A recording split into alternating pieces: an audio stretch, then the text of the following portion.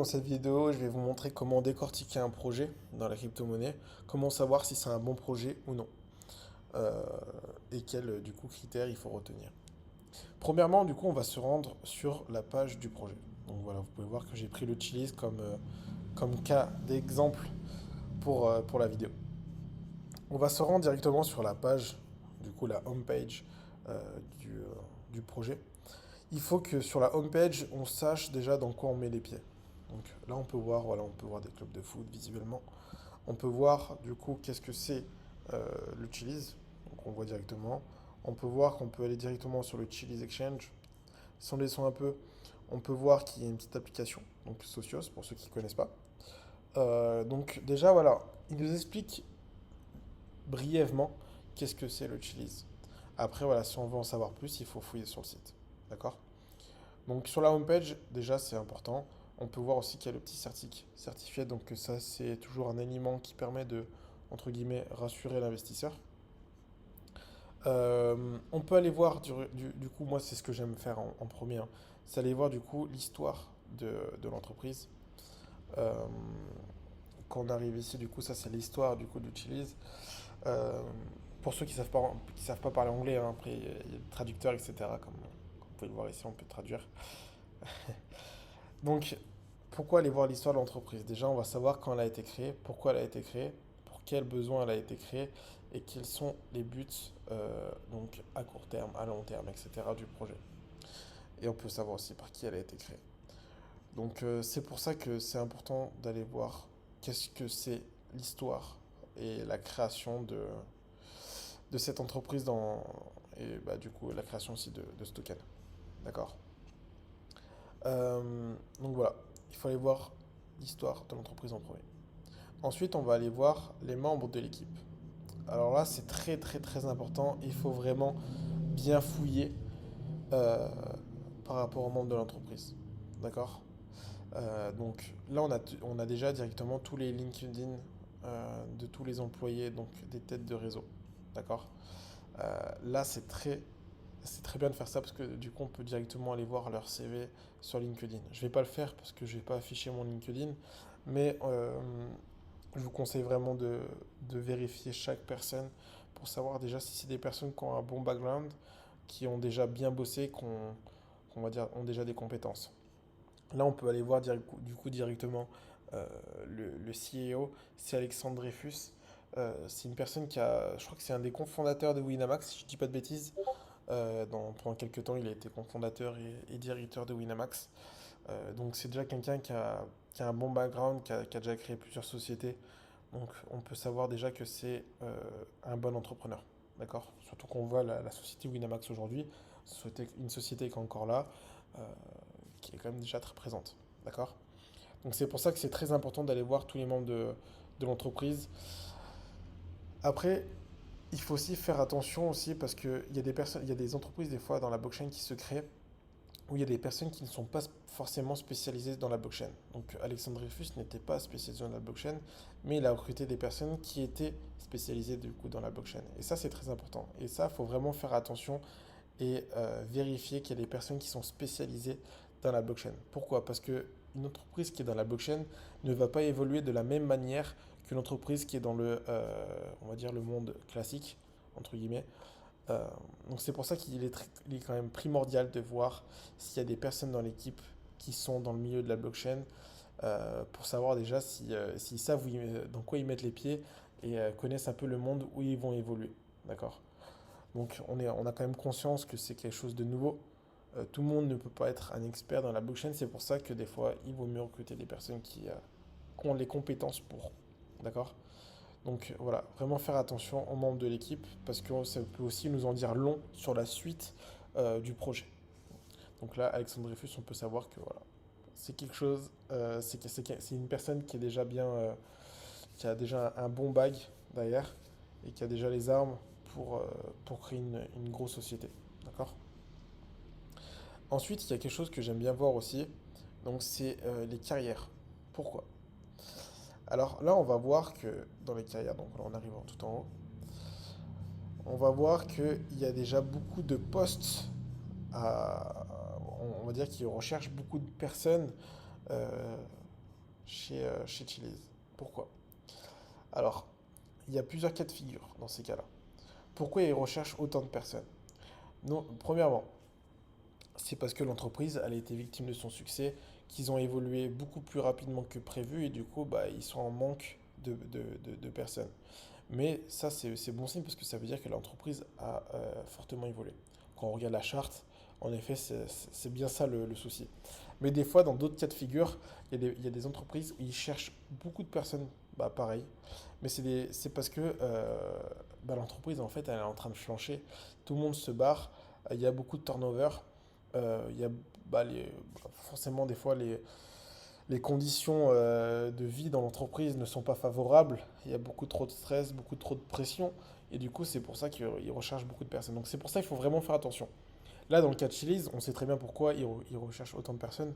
C'est parce que voilà, les partenariats ne font que de s'enchaîner et que là, ils ont vraiment besoin de beaucoup de monde constamment.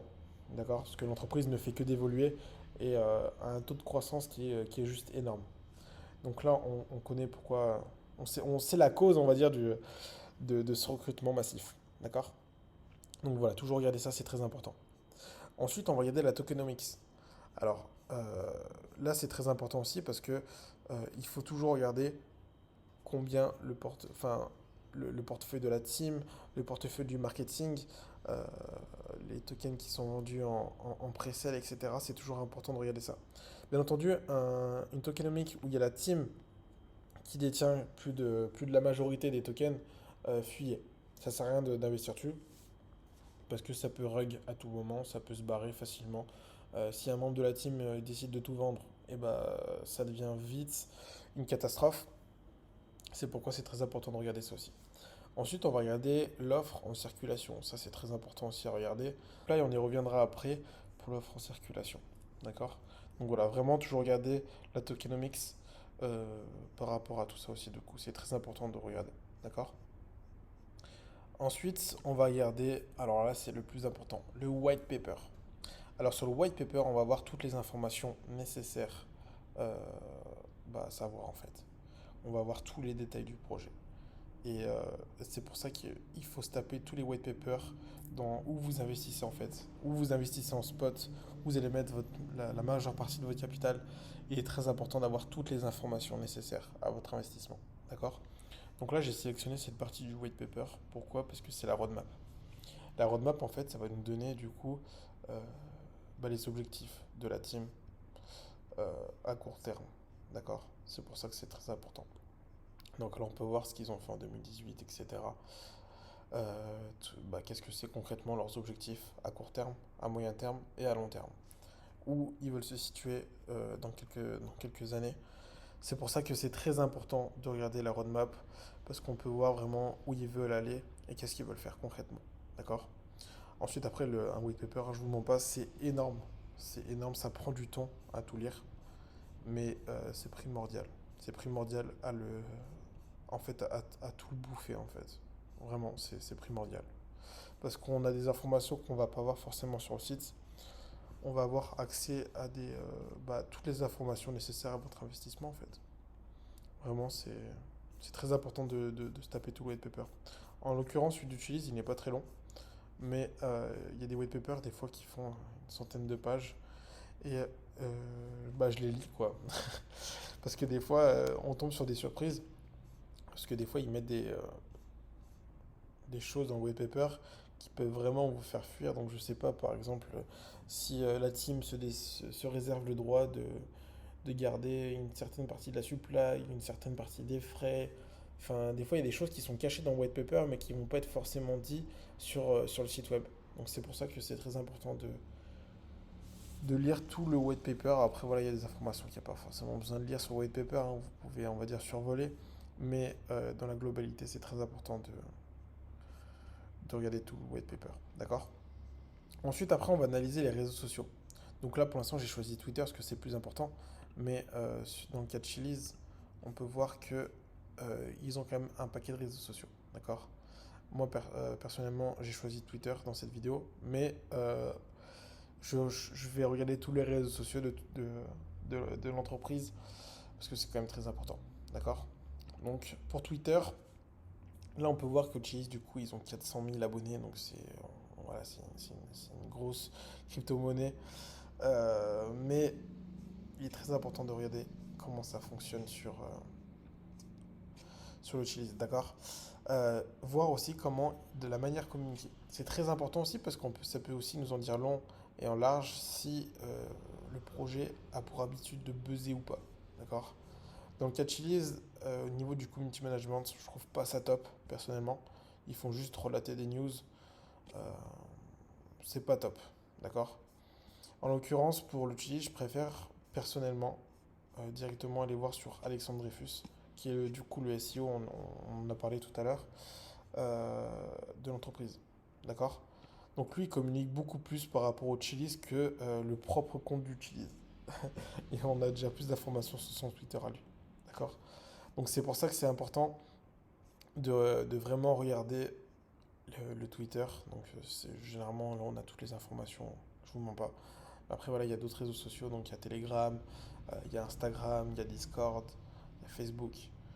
Donc c'est important de regarder, mais Twitter est un des plus importants. D'accord? Ensuite, on va regarder le cours de la crypto-monnaie. Pourquoi le cours de la crypto-monnaie? Parce que c'est très important quand même de savoir où on met les pieds et où on en est. Donc là, on peut voir que la TH est à 0,77 $ et qu'actuellement on est à 0,22 $.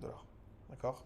Personnellement, le Chiliz, je l'ai chopé en 2019 à 0,005 si je dis pas de bêtises. Donc on va dire que j'ai eu une bonne vision sur ce projet et donc voilà, j'en suis un peu fier. Non, mais pour le Chiliz, il faut regarder du coup la position donc, de la crypto-monnaie en question. Donc là, elle est classée 72e, donc dans le top 100. Donc voilà, c'est déjà une grosse crypto-monnaie. Mais voilà, il y a des crypto-monnaies, des fois vous allez tomber, elles sont top, elles sont classées 600e, etc. Donc c'est pour ça qu'il faut faire déjà plus attention. D'accord? Ensuite, on va regarder l'offre en circulation. C'est pour ça que je disais qu'on y reviendrait plus tard. Là, on voit que 68% de la supply a été distribuée. Pourquoi il faut faire attention? Parce que là, si la supply, par exemple, il y a juste 10% de la supply qui a été distribuée et que la croissance de l'entreprise va freiner, et ben au final, ça va vraiment ça va faire l'effet inverse. C'est-à-dire que la crypto va être plus amenée à dump. Pourquoi? Bah parce que voilà, au fur et à mesure que la supply va se libérer, ça va mettre beaucoup plus de tokens dans la circulation. Et s'il n'y a pas une assez bonne pression acheteuse pour acheter les nouveaux tokens, et bah ça va chuter quoi. D'accord? Donc c'est pour ça qu'il faut vraiment faire attention à ça aussi. Ok. Donc voilà, pour le CoinMarketCap. Après, on a d'autres informations sur CoinMarketCap, hein. Donc là, on peut voir qu'il y a le Certic, je sais plus où il est. Ouais, voilà, il y a l'audit Certic qui est là. On peut voir du coup les tags, donc ça évolue, donc les types NFT, paiement, sport, etc. On a un petit peu d'histoire aussi du Chiliz. Voilà, donc ça nous donne pas mal d'informations aussi. On peut l'acheter tous les exchanges, etc. Les actualités. Après là, c'est une grosse crypto-monnaie, du coup, forcément, ça communique bien dessus. Mais c'est vrai que dans les crypto-monnaies qui sont classées des fois 800e, millième, etc., on n'aura pas toutes ces informations-là. Donc c'est pour ça qu'il faut vraiment faire attention et qu'il faut vraiment pousser beaucoup plus les recherches. D'accord? Ensuite, je vais vous amener sur ce site-là, donc CoinMarket Cal. J'en ai parlé quelques fois dans mon canal Telegram. Ce site-là, c'est clairement une mine d'or. Pour le Chili, j'avais regardé, il n'y avait pas d'informations, il n'y avait pas de news. Mais donc on peut aller regarder, hein. Tac. Vous allez voir qu'il n'y a pas de news pour le Chili's. On n'a pas vraiment de. Voilà. On n'a pas vraiment une vision sur les news.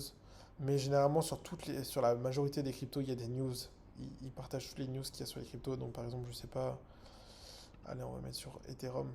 Comme ça, vous allez pouvoir voir. Ah non, ça, c'est la news en général. Mais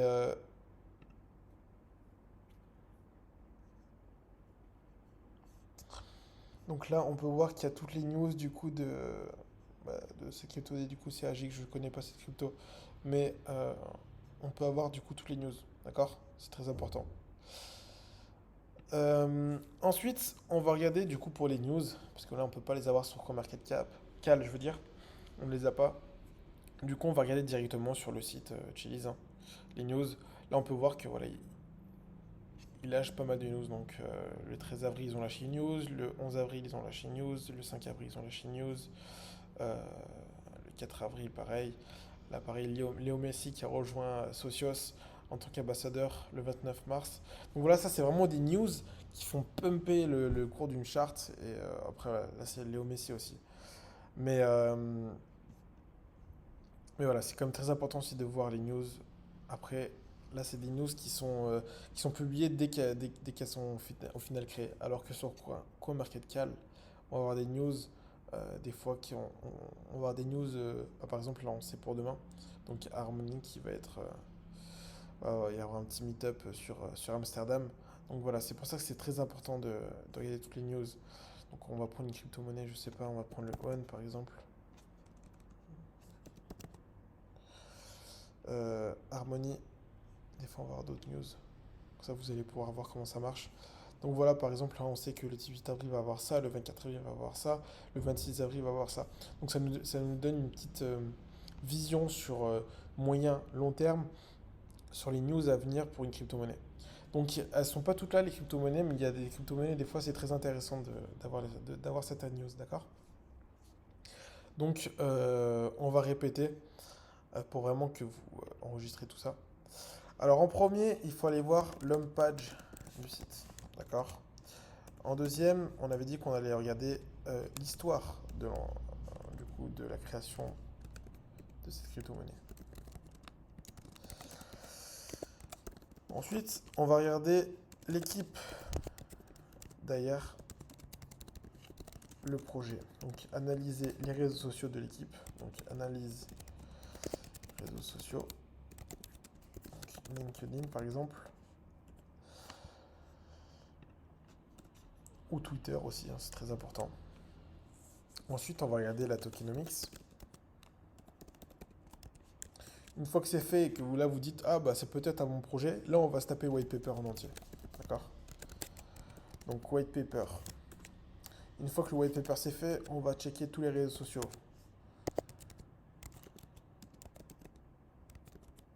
D'accord? Donc là, c'est très important. Donc Twitter, Facebook, Telegram, Instagram, Discord, on se tape tout. D'accord? Ensuite, on va aller regarder les news du projet.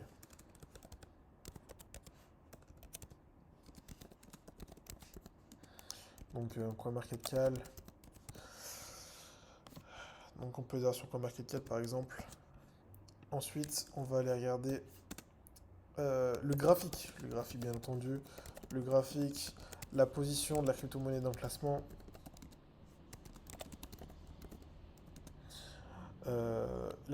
Du coup, la supply en circulation. Et là déjà, on a quand même déjà un bon truc qui se dessine. C'est-à-dire que là, vous allez avoir assez d'informations sur le projet pour savoir si vous pouvez investir ou non. D'accord? Donc là, en l'occurrence, j'utilise, après toutes ces réflexions, là, on peut se dire que voilà, c'est un bon projet, on peut investir dessus, c'est intéressant d'investir. D'accord? Bien entendu, il ne faut pas investir sur les tops. J'ai pas parlé beaucoup du graphique, mais sur le graphique, il faut faire aussi une petite analyse dans le sens où il ne faut pas investir sur un top. Après, voilà, si vous décidez d'investir en DCA, vous en foutez. Mais moi, je préconise pas d'investir quand c'est à la verticale, quoi. Il faut vraiment investir à la horizontale. En l'occurrence, à l'utilise, c'est un bon point d'entrée, je pense. Donc voilà pour l'analyse de projet. Donc j'espère que ça vous a plu. La vidéo a duré un peu longtemps, je suis désolé. Mais au moins là, vous avez vraiment toutes les armes nécessaires pour vraiment euh, creuser dans le projet en question et de savoir si vous pouvez investir ou non dedans. D'accord? Donc j'espère que ça vous a plu. Et bah, du coup, je vous dis à bientôt pour une autre vidéo. Et n'hésitez pas à vous abonner aussi, comme ça me permet de me soutenir pour la création de vidéos. Voilà, voilà. Allez, à plus.